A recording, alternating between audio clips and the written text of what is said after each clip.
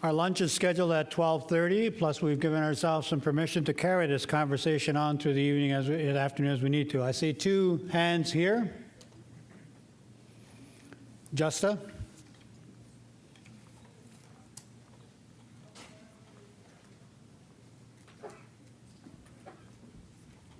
I've been told I'm on parole now. Yeah. My boss put me in jail. I agree with Wen and I agree with the other speakers. The only thing I'm worried about, well, the thing is, I think it's our time just like Canucks going to be their time. Harl, I'm worried about the issues of planning. Every time we want to do planning, we don't get enough funding. I'll ask the council, our leaders up there, to make sure that we do a real good planning, as this resolution says, develop a work plan in consultation with regional caucus. If there is enough money, and I'm going to ask our Indian boss and regional director here, Joseph, that he makes sure that we have enough money to do those plans so that we can lead and build a foundation for our children, like many people have said. I just want to make certain, and our rep, Warner and Marjorie, that we get enough money to do a real good plan for individual nations, because some of our nations, they're still in remote control. Merci. Thank you very much, Justin. Thank you very much for that, Justin. I do need to make one clarification. When I identified the number of chiefs and proxies registered, and we did put the motion on the floor, at that point, we then turned to a situation where chiefs and proxies, those of you with the red lanyards, are speaking to the motion. And so we will focus our conversation on those people who are wearing the red lanyards, who were sent by their communities to discuss this particular resolution. I see Chief Morvan, did you have your hand up, or were you taking a photo? Okay. Okay. I see Chief and Proxy here. There comes a microphone for you, sir. 2, 3. My name is Mark Point, and I'm representing Coquitlam First Nation at this assembly. I would like to compliment all the people that worked very hard on putting this resolution together. I think it's 99.9% good in my eyes. I would like to add one comment, and I'm throwing it out, that we actually put a date in where we come together as an assembly again and actually approve the work plan.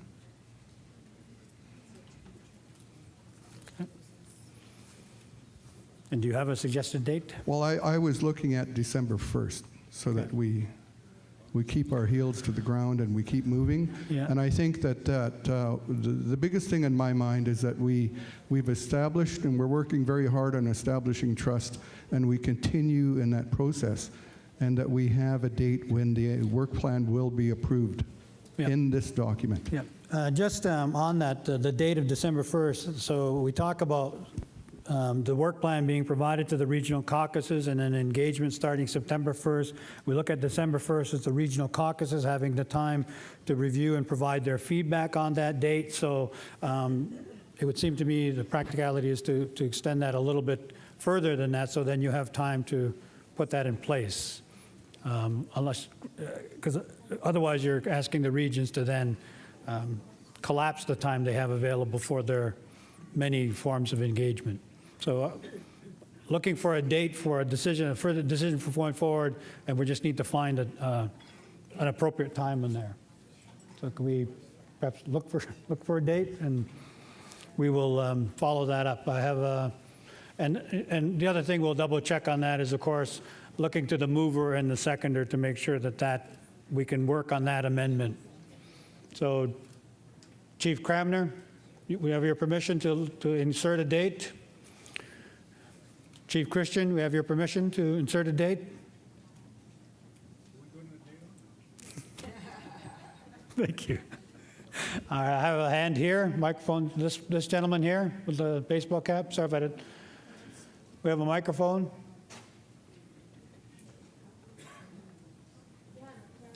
Okay.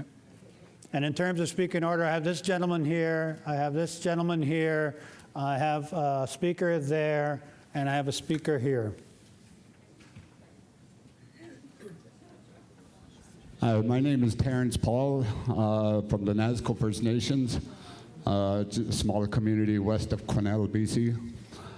I've been proxied here to vote on behalf of the chief of our community, who unfortunately couldn't make it here today on this historical event. She's back home supporting a family and her family, which there was a recent passing of an elder after a long battle with cancer, and she sends her regrets. I just got off the phone with her just a few minutes ago and explaining the changes to the documents. And she's in full support of the resolution, and I'd like to make the chair to duly note that the Nazco First Nation vote in favor of the resolutions and begin moving forward on this initiative. This is a very important initiative that we are undertaking here. And it's very nice to see many colleagues that I've worked with before in here and had an opportunity to engage with again. And this is very emotional to me, and considering the past frustrations, the hard times that we have all gone through, our communities, our children, and so I'd just like to make that a note. I have to leave early today. I have to catch a plane by 2:30, so I'd like to cast my ballot sooner rather than later. So, and thank you very much. Thank you very much, all of my relations. Thank you, the delegate for NASCO. Thank you for letting us know.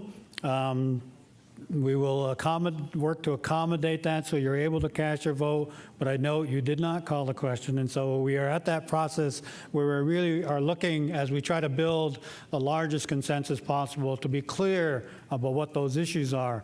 And in my view, as my understanding of the consensus that you operate under is to identify those issues so that you know what the ongoing work needs to include. Here, and then I'll go to Chief Laborde. Right, Haskell, Peace Naxil. Chief Jonathan Kruger, Penticton Indian Band, Okanagan Nation. I just wanted to say it's a really good day. It's been a really good couple of days. And I was really happy to see a lot of things on the big screen. But, and I have to say but, because I think everybody in this room supports this idea of working together. And but what really needed to be on those video screens was how the transfer breakdowns came down, how the business models worked. None of that was put up there. The Okanagan Nation has been asking for that. And to show that certainty and to show that, you know, how we're heading. We've been asking for that. We haven't gotten anything like that. And, you know, these warm pictures and fuzzy things, we already all believe in all that stuff. So I wish we could have just put that to the side because we all agree on all that. And let's get down to the structures and business and flow charts and the HR policies, like the HR issues on how that's going to work. So we don't have a floating health society that's going around when you try to ask them questions and stuff like that and they don't get their answers for 6 months or whatever. And who's going to be answering that question and, you know, things like that. would have been so much nicer to have those things fixed and focused on months ago. And we could add 3 days of that. And yet we don't have any of that right now, and we're passing a resolution. I don't feel confident or comfortable right now about that, and I'm not judging or nothing about that. But the numbers that are going to go to our communities, we need to know that. And then when we want to push for more numbers, because I know we're going to be pushing for more down the road, collectively or not, it's going to be leaving a lot of questions to remote communities that, you know, how are they going to address their questions to this health council? There's a lot of work that still needs to be done, and there's a lot of answers that haven't been answered. And yeah, there's a work plan there. You know, we'll get to it. And we've heard from other stories that it takes 20 years. You know, I was really happy to see the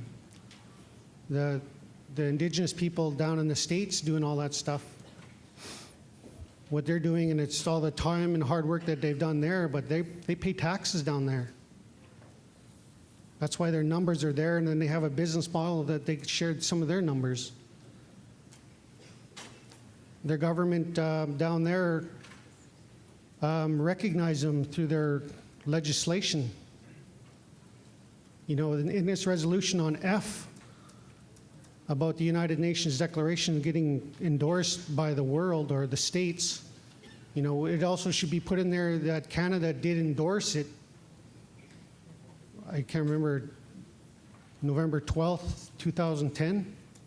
That should be put in there as well, because that needs to be implemented by Canada. And when is that going to happen? I support this in principle, but until those things get done, I can't support this right now. We need to get the business part, the business model of the thing here done, and it should have been done. It should have been done here today. They should have been on there, and we didn't see anything. In our regional caucus yesterday, we were talking about these charts and these boxes, and they have arrows pointing this way, this way, this way, this way, and I was like, well, where does it start and where does it end? You know, usually things start from the top, transfer payments break down, go like this, so you know where it goes down to your community. Common sense. And I haven't seen that. And it doesn't make me feel comfortable. Anyways, that's all I got to say right for now. Okay. Okay, White. Thank you very much, Chief. So I just want to note that you have that concern for more detail, more structure, more certainty in a way. You've offered some support in principle to the concept, but you did make a request for a reference, specific reference to the date of the Canadian adoption of the UN Declaration. So I just want to look to the mover and seconder to make sure that we can add that to that paragraph E, reference to the Canadian endorsement of the UN Declaration. Okay. I believe I'm at Chief Laborde. Cook's Chairman, thank you. First of all, thank you to the Musqueam. It's been a great 3 days. It's a great hockey game. I love the Sedins and Kessler. I like most of this agreement, but there are flaws in it. And flaws are details, and details will come back and bite you in the behind. I remember I told my first wife I would love her every day that I wasn't at work. I never told her I only took Christmas Day off. And so that fails, right? That comes back to bite you in the butt. And so in this framework agreement, there are some structural flaws. And like any structure, if those are flaws, it's going to fail. And it will not be exploited by my friends and colleagues here today, because we all know and love each other. It's a big group family hug. It's a Canuck love fest here. It's the province I do not trust. It's the province that will exploit the flaws in this agreement. It is Canada that will exploit the flaws in this agreement. Because that's what they do. When you look back at the Americans and they signed the Declaration of Independence, and all men are created equal except those that own slaves, right? A slight detail and oversight on their part. And so what I'm getting at is like what Chief Kruger was saying. The devil is in the details. We need those details ironed out. I need to know before I hand my decision-making authority over to the First Nations Health Society, which is the only legally incorporated body here today. They have a provincial registration number, and those are the guys signing the agreement. So me and Rick and Terry and a few other my interior chiefs are wondering, once I hand my authority over, does the accountability go with it? I don't think so. I think on next Monday, I'll still be getting calls from disgruntled band members about our healthcare system. And so do I pass off, well, no, phone Joe Gallagher? I don't know. I don't think so. So what we need is to fix that structure where the First Nations Health Council has organization, has a terms of reference, has minimum standards of how you can get there, how long you're there, and who you're accountable to. Because we opposed the regional process before in the Aboriginal People's Families Accord. So I was quite surprised that we went along on this regional process for health. Because in the Shuswap, we've always argued nation-to-nation, government-to-government agreements. So we'll come along with this one as long as our nationhood is respected and our government autonomy is respected. And we have to do that through a restructured, qualified First Nations Health Council that oversees the First Nations Health Society. Because those guys know what they're doing. I know those guys on that board, or most of them, and they're very smart people. However, they're not accountable to those people that I'm accountable to. And so I need oversight on the First Nations Health Society. And that oversight committee, that council, has to be incorporated so it has some legal structure. And so those are the only things that I have left to address in this agreement. All the other things done with the resolution committee, it was good heated debate. Me and Jim Adams were outnumbered like 12 girls to me and him, and it was I run for my life and left Jim by himself. But those are the only things, and I think until those things are addressed, I don't know if we're going to support it or not. Because to me, always with government, the devil is in the details. It won't be exploited by us and our friends and allies, British Columbia First Nations. It will be exploited by the province and Canada because that's what they do. Cook's Champ. Okay. Thank you very much, Chief.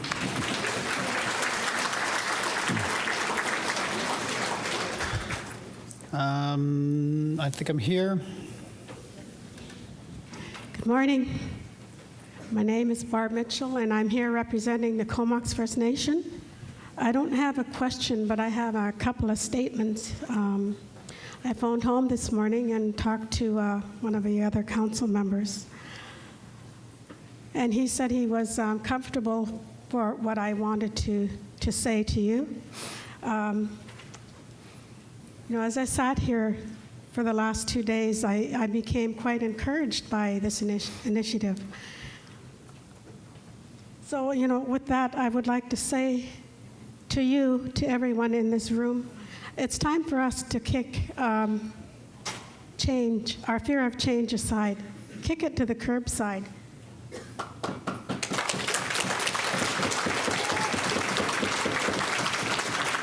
Let's quit complaining about our health system. Only we together can make this initiative happen. I'm sure there will be many, if not few, groan zones. But we'll get over it and we'll move forward. I've also made the statement at our recent AIP treaty meeting. We don't live in a third world country. Why would we want to continue to be kicked around? Thank you. Thank you very much.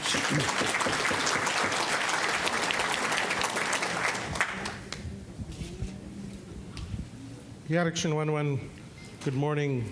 Cookby, David Walkham, Cooks Ferry, Intlakapin Nation.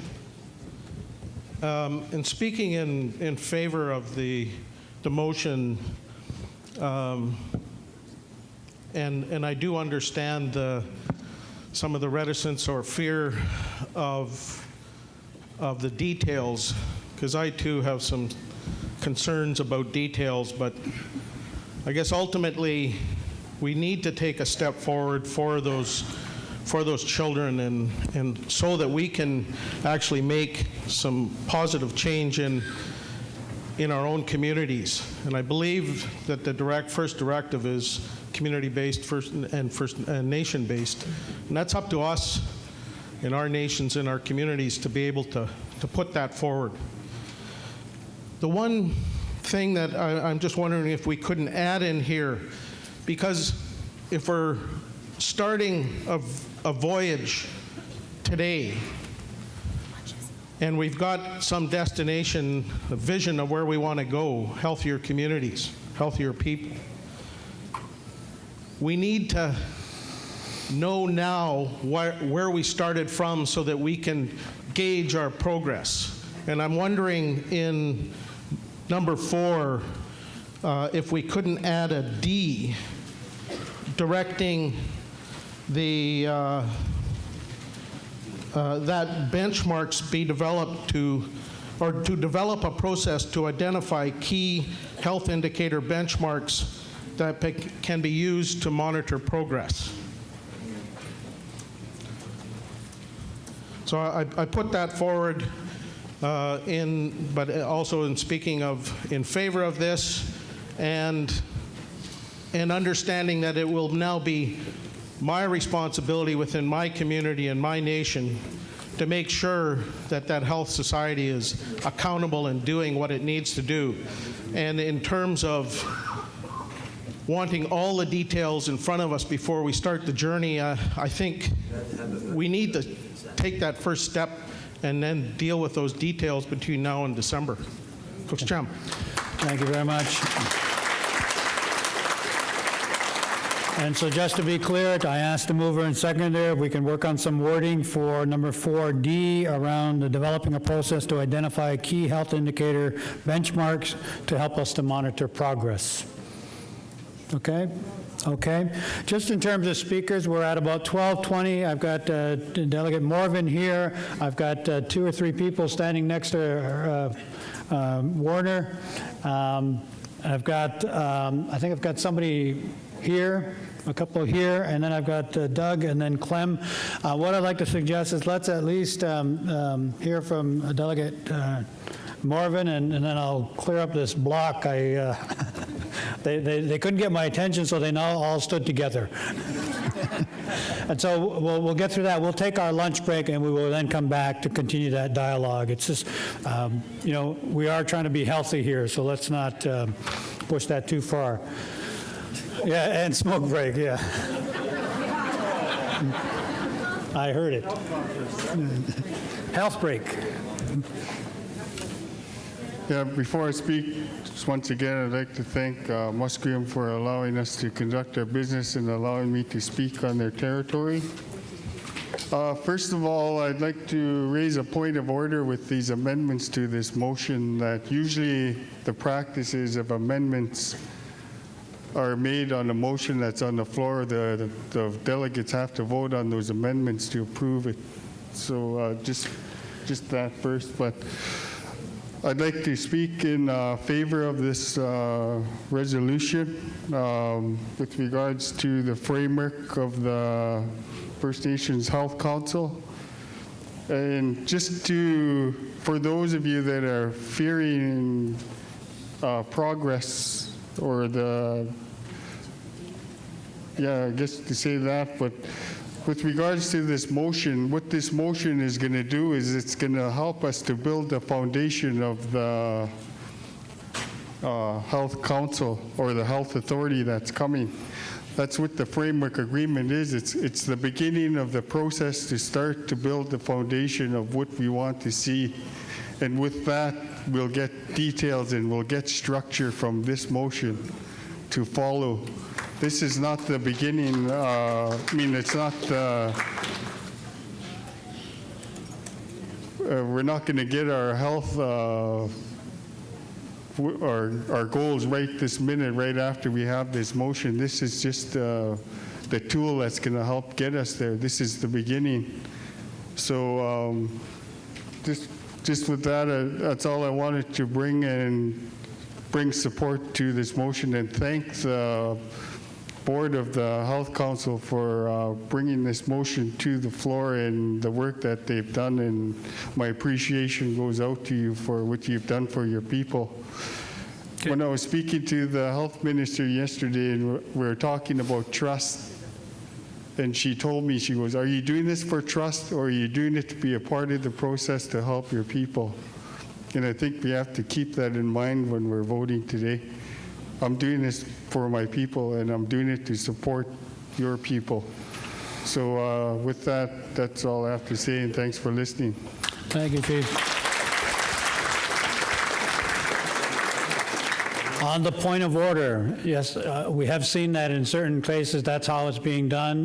What we've seen and how we have practiced it in terms of these political forums is that, given the number, we've really sought the approval of the mover and seconder for the amendment. We've shaped the wording, and then we've represented to the delegation the entire amendment with clear wording, because what happens is it just gets quite complex in terms of the parliamentary rules and how we're voting. So that's the procedure that we'll take on this one. I did want to also note that Chief Chamberlain did have his hand up, and so I've added him to the speaking list as well. Let us go to over here to our helper here and have, if we can get through these four, we'll take those, and then we will take our lunch break. Thank you, Mr. Chairman. Just one quick question of clarification. Sorry, what was the count for As of this morning, there was 174 chiefs and proxies registered. 177 is the updated number.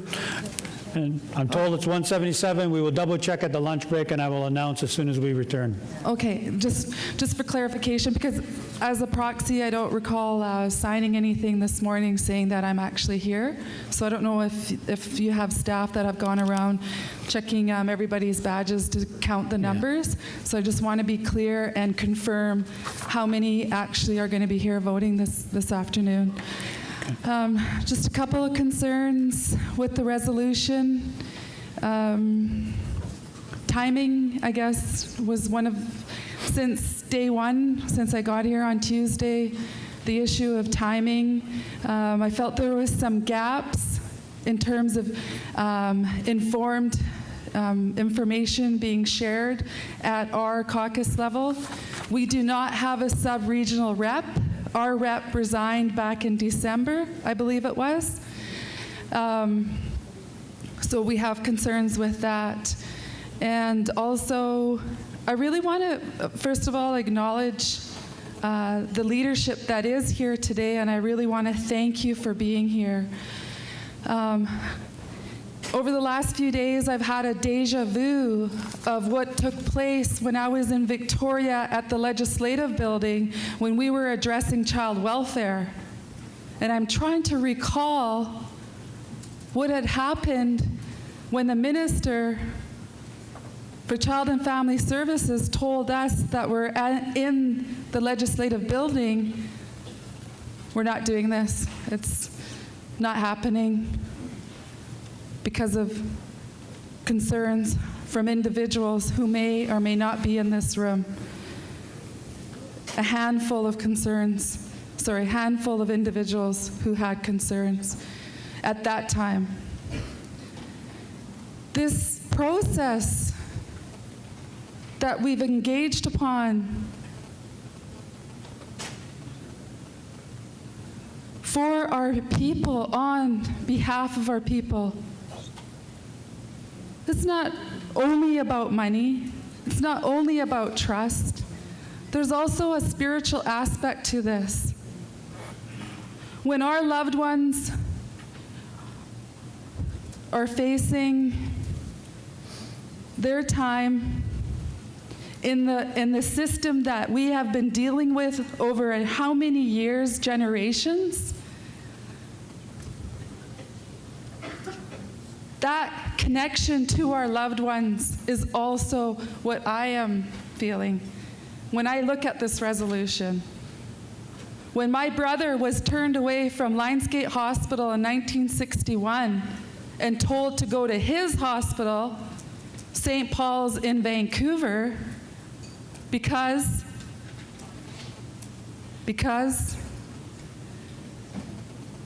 the systematic racism that existed at that time, and from what I've heard from our members, still exists today. So what we want to do is change that. That's the whole objective of this. For all of our First Nations people in British Columbia. And the one area that has been brought up at our Vancouver Coastal Caucus is residency. And that's in the parking lot of the workbook. And I understand each region has a workbook and parking lots where some questions, or for some regions, not all of the questions have been answered. So in saying that, I realize there's still more work to be done, a lot more work.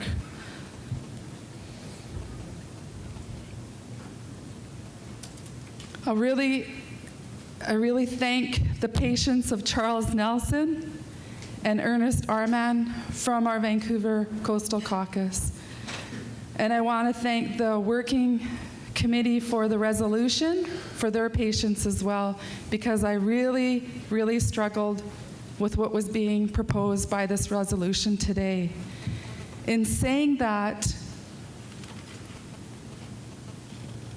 as the proxy for Squamish Nation, I will be abstaining from this vote, and I will be bringing back all the information that I've gathered over the last 3 days back to my chiefs and council and to our health department, and we will review, and at a later date, should our leadership choose to, we will come back to the Vancouver Coastal Caucus, who can bring it back to the First Nations Health Council with a BCR based on the outcome of our discussion. So I really want to thank you for your patience, and I again can't stress enough how important this is to our people.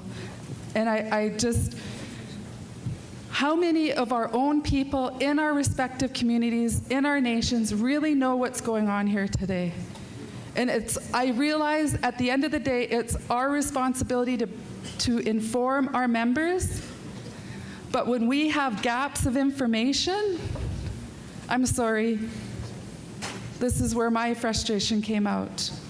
But today and moving forward, because we do have concerns about where's the province in this, I'm sorry, but that message from Health Minister Mike DeJong,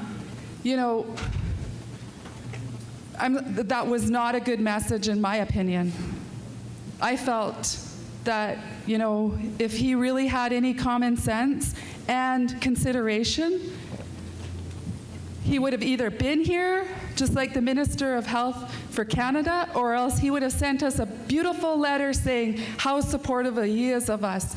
But I didn't see that, and so I can't help but have concerns around that area. So thank you, I appreciate, and I realize lunch is here, but I just really thank each and every one of you, and I want to congratulate all of the newly elected officials for their respective First Nations, because there's a lot of young people. There's another generation here who is going to be taking up those issues that we've been dealing with for so many generations. So thank you. Okay, thank you very much. Just in recognition of the time, it's 12:30, and we are going to continue this discussion after lunch. I just want to, if I could ask the permission of the delegation, let's make sure that the health liaisons and the staff that are helping us, let's get the names of these speakers, all of them, because they're all around the room. Let's bring those to me, and then we will come back to make sure that they are, we have them on the speaking list for right after lunch. And so please make sure you get the names of those speakers you've got identified. Before we break for lunch, I want to ask Wickenish if he will do a blessing song for the meal. Wickenish? And so those staff, make sure I get that list of names in terms of the speakers.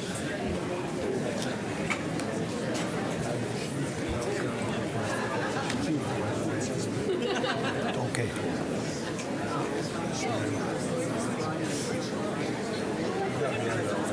Yeah. Wickenish, if you're ready.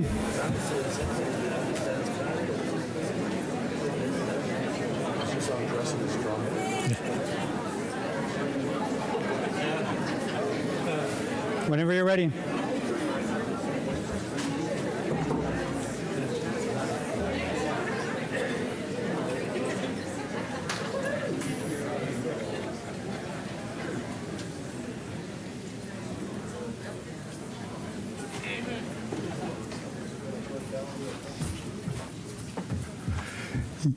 You can actually be all seated. Is Danny Smith still in the house? Anybody from the old Kilo?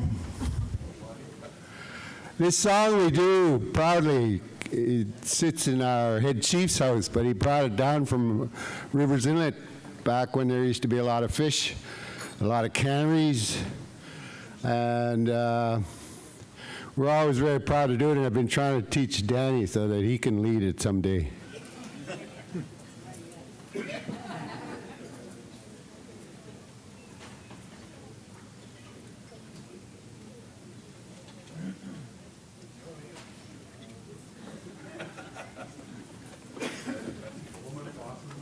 I have an awesome vice president. You guys can actually go and get your lunch. So please make your way to the lunch as the song is being sung. Thank you very much for that.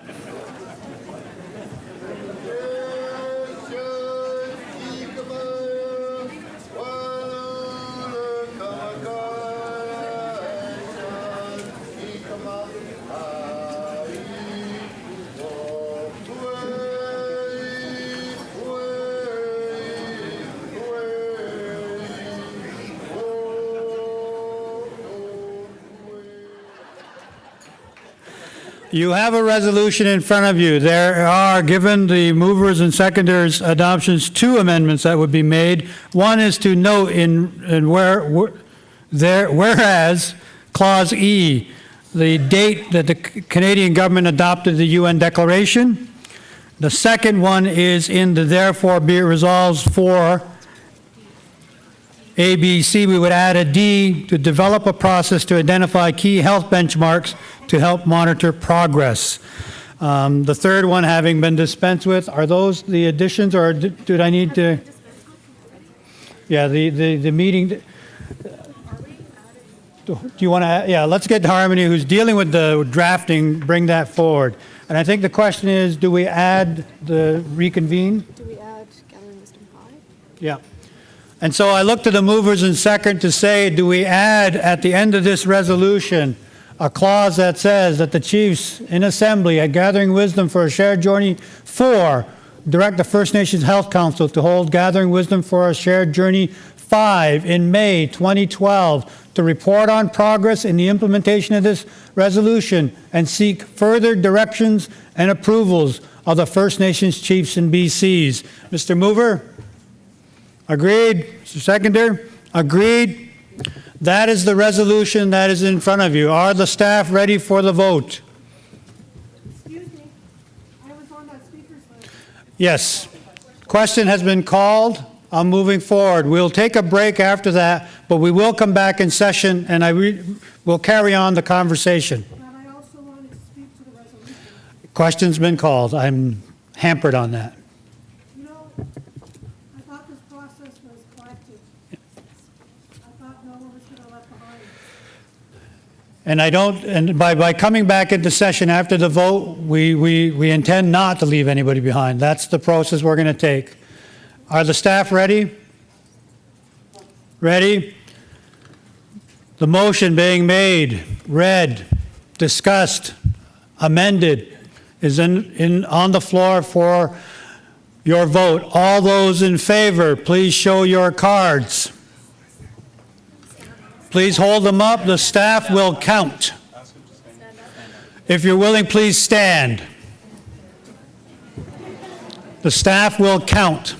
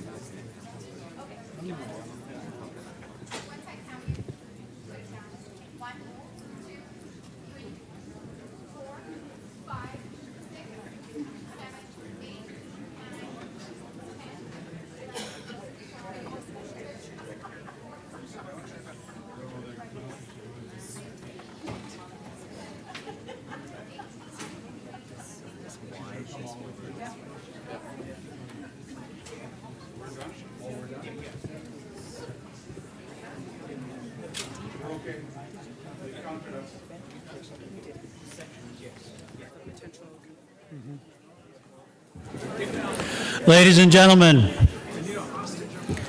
we had 178 eligible votes. 167 votes were cast. Abstaining, 8. Voting no opposed, 13. In favor, 146.